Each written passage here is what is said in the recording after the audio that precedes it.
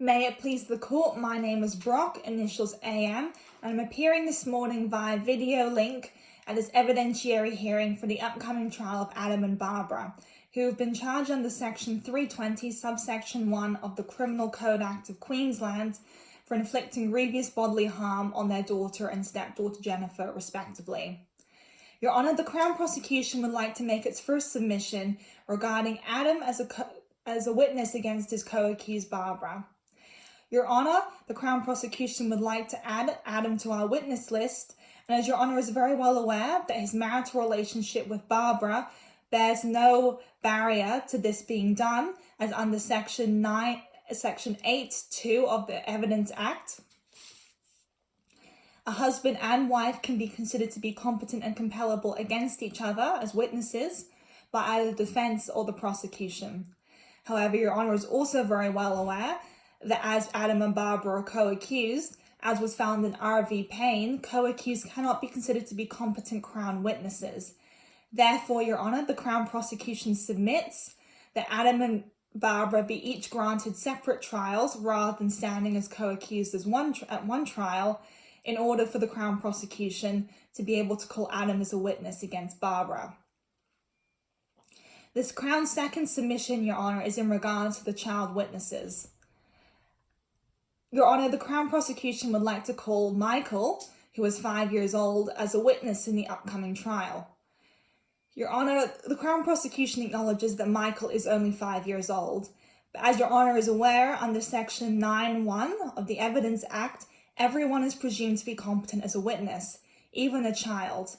Furthermore, in common law, Michael's young age would not be considered to be a barrier against him testifying as a witness. In the case of R.V. Harding, the judge found that a 7-year-old was competent enough to be the chief witness of a murder trial. This 7-year-old witness had in fact been a witness to the crime, as is Michael in this situation. Your Honour may acknowledge that 7 years old is a different age to the age of 5 and would allow for more presumed maturity, but the witness in this case was actually 5 years old at the time he witnessed the crime, much like Michael is.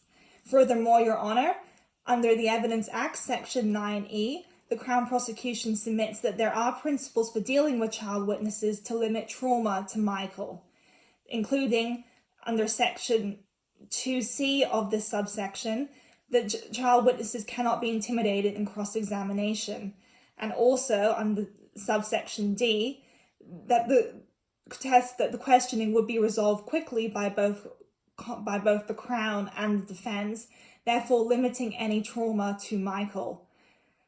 Furthermore, the Crown Prosecution would also like to call Jennifer as a witness.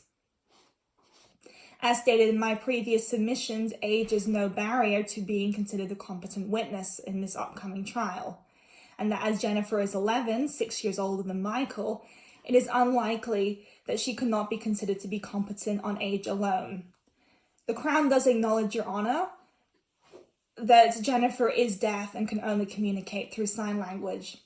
However, as stated previously under Section 9(1) of the Evidence Act, everyone is presumed to be a competent witness, and there is no evidence on the facts that Jennifer's deafness would be a barrier for her to be a competent witness, or that she, under Section 9(b)(2), that she would not understand the seriousness of the oath that she would be given as a witness.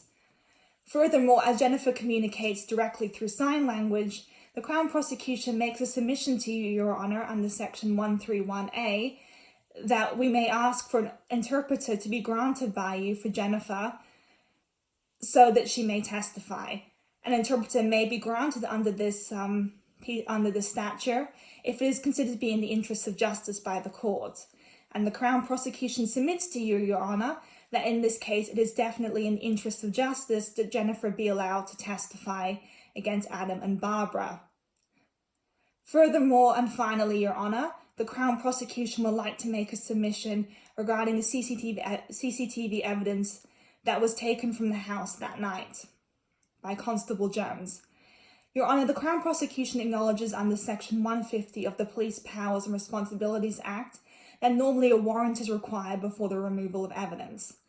However, Your Honour, the Crown makes a submission using the test of Bunning v. Cross, as Your Honour is aware of, and asks you at your discretion to include this evidence. The Crown submits that Constable Jones at no time attempted to breach the law by removing the evidence, nor did he intend to use deceit. In fact, he asked where the phone was and then took it, showing this was likely a genuine mistake. After all, if he had really sought to mislead the course of justice, he would have simply just taken the phone without asking Adam. Furthermore, the evidence was of a perishable nature.